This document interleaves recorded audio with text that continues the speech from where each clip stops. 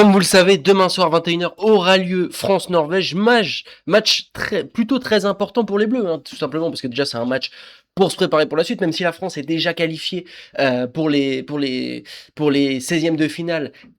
T'es assuré d'être dans le top 2 du groupe. Maintenant, t'as quand même envie d'être premier de ce groupe qu'on annonçait comme étant le groupe de la mort. Le Paris Saint-Germain, l'équipe de France a gagné son premier match contre le Sénégal, un petit peu dans la difficulté, même si on a gagné 3-1. C'était quand même assez compliqué, surtout la première mi-temps. Ensuite, on a complètement dominé cette équipe d'Irak. C'était assez pressenti. Et là, c'est le véritable test parce que de son côté, la Norvège a battu le Sénégal et l'Irak également a battu le Sénégal sur un score plus serré de 3-2, mais a quand même gagné contre l'Irak 4-1. Ce qui fait que tu as une différence de but de la France d'un but d'avance, donc une égalité mettrait la France première du groupe. Même si on va le voir dans cette vidéo, être premier de ce groupe, ça veut pas forcément dire avoir une fin de Coupe du Monde beaucoup plus simple. Bref, on va voir dans cette vidéo la composition de l'équipe de France, aussi un petit peu analyser cette rencontre, etc. À tout de suite, après l'intro. Footing français, tous les jours on y va. Footing français, on va gagner, c'est là. Yo yo petit footix parisien, vous connaissez déjà, premier sur les news, normalement du Paris Saint-Germain, mais en ce mois de Coupe du Monde bien évidemment, premier sur les news de la Coupe du Monde. Avant toute chose, n'hésitez pas à vous abonner, ça fait toujours hyper plaisir, et en plus de ça, on s'approche petit à petit des 1200, mais en plus de ça, après des 2000, ça va être un truc de fou. Bref, c'est l'objectif de cette Coupe du Monde, c'est de passer les 2000 abonnés, on est encore très très loin. Du coup, France-Norvège, le match tant attendu. On pensait, moi personnellement, je vais pas vous mentir, avant le début de cette Coupe du Monde, je pensais que le plus gros match de l'équipe de France allait être, enfin, je veux dire en phase de poule, allait être France-Sénégal. Mais vu les résultats de la Norvège et du Sénégal, le Sénégal qui est toujours à 0 points, après en même temps, ils ont affronté l'équipe de France et la Norvège, donc voilà, t'as affronté les deux gros dès le début. Je pense qu'ils vont quand même assez facilement marquer 3 points contre l'Irak. En tout cas, je leur souhaite. Sinon, ça serait l'élimination pour une équipe qui est quand même, qui était quand même attendue dans ce mondial. Bref, c'est pas le débat du soir. Le débat du jour, c'est du coup cette équipe de France-Norvège et déjà la composition d'équipe qui devrait ressembler à ça. On le sait, c'est le troisième match de poule, donc voilà, dans l'histoire de l'équipe de France, dans l'histoire surtout de Didier Deschamps, normalement ce troisième match, c'est un match où on appelle ça le match des coiffeurs. Voilà, c'est le match où normalement t'as envie de faire tourner tout ton effectif parce qu'on le sait, je sais pas si vous avez vu, mais notamment Adil Rami en a parlé sur ce match-là. T'as très envie de faire tourner l'effectif parce qu'il y a des joueurs qui, mine de rien, n'auront pas de temps de jeu dans cette Coupe du Monde. Et des joueurs qui peuvent même être parfois, importants. Je pense par exemple à des Ibrahima Konaté, voilà, qui normalement ne devrait pas avoir une seule minute de jeu, surtout que Lacroix lui est préféré maintenant en troisième défenseur. Donc voilà, et un mec comme ça qui, encore quelques mois, prétendait à potentiellement être co-capitaine des Bleus, même capitaine des Bleus, ça peut peser dans un effectif.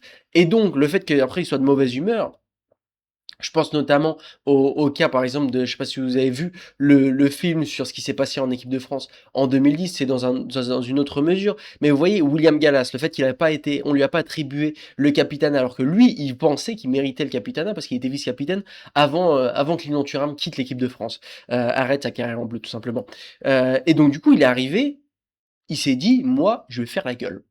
Moi, je vais faire la gueule, je mérite d'être capitaine, on met Patrice Evra, bah vous savez quoi, je vais faire la gueule. Et ça, en fait, avoir des mecs comme ça qui se disent, ah ouais, je viens, mais je joue pas, je sers à rien, je sais même pas pourquoi on m'a fait venir, etc. Surtout des gens, parce que vous voyez, par exemple, je pense à Warren Zaïre-Emery, bon, il va pas venir, il va pas faire la gueule. C'est des mecs, ils sont déjà hyper contents d'être là. Bon, je pense à un Cliouche, il vient même avec 0 minute de jeu pour un Coupe du Monde, il va pas faire la gueule, il est content d'être là. Vous voyez ce que je veux dire? Mais des mecs qui ont un petit statut, même si bon, Konaté, je trouve que c'est lui un petit peu aussi qui s'est mis un peu ce statut. Parce qu'honnêtement, Konaté, il a jamais été, bon, surtout depuis les gros matchs et la grosse domination en défense centrale de William Saliba, il a jamais été un prétendant sérieux au poste de titulaire, avec tout le respect qu'on lui doit. Et à un moment donné, il parlait du capitana, je me disais, oh frérot, t'es même pas titulaire. Mais vous voyez, bon bref, en tout cas, il y a plein de gens comme ça qui pourraient commencer petit à petit à faire la gueule, donc tu as besoin de faire tourner. Et en plus de ça, moi honnêtement, je trouve que dans cette équipe de France, il y a des joueurs qui n'ont pas encore gagné leur place à 100%. Je pense par exemple à des Jules Koundé. J'ai bien envie de voir Malo Gusto, par exemple, titulaire. Et ça tombe bien, ça devrait être la première surprise du jour. J'aurais bien aimé aussi voir Warren Zaïre-Emery, visiblement, il devrait pas forcément être titulaire. Moi, j'aurais vraiment bien aimé. Ça me fout un peu les boules que Warren Zaïre-Emery risque d'avoir 0 minute de jeu dans cette Coupe du Monde. C'est franchement, les coachs sont difficiles avec lui. Comme Luis Enrique qui ne le met pas titulaire en finale de Ligue des Champions, là, s'il n'a pas une minute de jeu, Didier Deschamps aura été un peu dur avec lui. Didier Deschamps, d'ailleurs, qui normalement ne va pas être sur le banc de l'équipe de France sur ce match-là. Il est rentré en France, malheureusement. Toutes mes condoléances. S'il passe par là, je pense pas qu'il passera par là, mais vous voyez ce que je veux dire. Euh, toutes mes condoléances, pardon. Malheureusement pour lui, sa mère est décédée et bien évidemment, il va assister aux obsèques de sa mère. Donc, il ne sera pas là. Je pense qu'il sera de retour pour les 16e de finale. En tout cas, je le souhaite. Et cette équipe de France va devoir le faire, en plus de ça, pour Didier Deschamps. Du coup, défense centrale, Lacroix ou Upamecano. On repose Saliba. On se souvient en plus Saliba qui avait eu des problèmes de dos après sa finale de Ligue des Champions. Bon, ça, je pense que c'est toujours bien de le faire tourner. Et en plus de ça, Maxence Lacroix, t'as bien envie de le tester à très haut niveau. Enfin, pas pour dire qu'il a pas de niveau, il joue en première ligue, donc vous inquiétez pas, il est habitué à haut niveau, mais en équipe de France, il a jamais vraiment joué à très très haut niveau. Mais si je dis pas de bêtises, c'était Upamecano qui s'était fait exclure contre le Brésil, il était rentré après, mais voilà, c'est pas pareil qu'à une Coupe du Monde, etc. Ensuite à gauche, Lucas Digne, je trouve ça également intéressant. Théo Hernandez n'a pas été notamment très satisfaisant, je trouve, contre le Sénégal. Je trouve ça un peu risqué d'avoir une attaque enfin voilà, 4 offensifs plus Théo Hernandez qui se projette énormément vers l'avant, ça avait presque 5 offensifs en gros, et je trouve que ça peut faire une équipe un petit peu déséquilibrée. Je préfère, moi personnellement dans ce rôle-là, je préfère Lucas Digne en équipe de France en tout cas. Milieu de terrain, retour de Manu Koné qui a été extrêmement bon contre l'Irak. Honnêtement, ça me semble pas choquant. En gros, on a eu Tchouaméni, Rabiot, Manu Koné, et là on a Tchouaméni, Manu Koné. Voilà, je pense que ça va être ce match-là peut décider de l'avenir de Manu Koné en tant que titulaire en équipe de France. C'est possible s'il fait vraiment un énorme match. Maintenant, en fait, ce qu'il y a, c'est que, je sais pas si vous vous souvenez, il y a encore quelques mois, quelques semaines, on se disait, cette équipe de France, en attaque, on est super fort. En défense, on avait les rappels de l'équipe de France à l'Euro 2024. Donc, on se disait, on est super fort. Mais le milieu de terrain, c'est un peu moins bon. Bah, honnêtement, Tchouaméni, depuis le début de, il a déjà fait une top saison, très sous-côté, la saison de Tchouaméni, pardon, au Real Madrid. Donc du coup, il est très bon. Rabiot, pareil, il a fait quand même une bonne saison au Milan AC, l'un des meilleurs joueurs du club, même si attention, le Milan AC, c'est pas le Milan AC des années 2005, et encore moins des années 95. Mais voilà, et là depuis le début de la Coupe du Monde, il est très très bon et voilà, même pareil, c'est un milieu de terrain très sous-coté. Manu Koné en équipe de France a toujours été très très bon. T'as un Warren Zaïre-Emery sur le banc, bref, t'as du monde qui peut être bon et je pense que notre milieu de terrain n'a rien à envier aux autres grandes nations. En attaque, ça devrait être le retour de Désiré Doué qui, je pense, va être très intéressant parce que là, je pense, un petit peu à l'image du Paris Saint-Germain entre l'alternance qu'on avait eue surtout l'année dernière en Ligue des Champions entre Doué et Barcola dans une équipe qui se veut un peu moins technique et voilà, qui risque de jouer pas mal en défense, etc.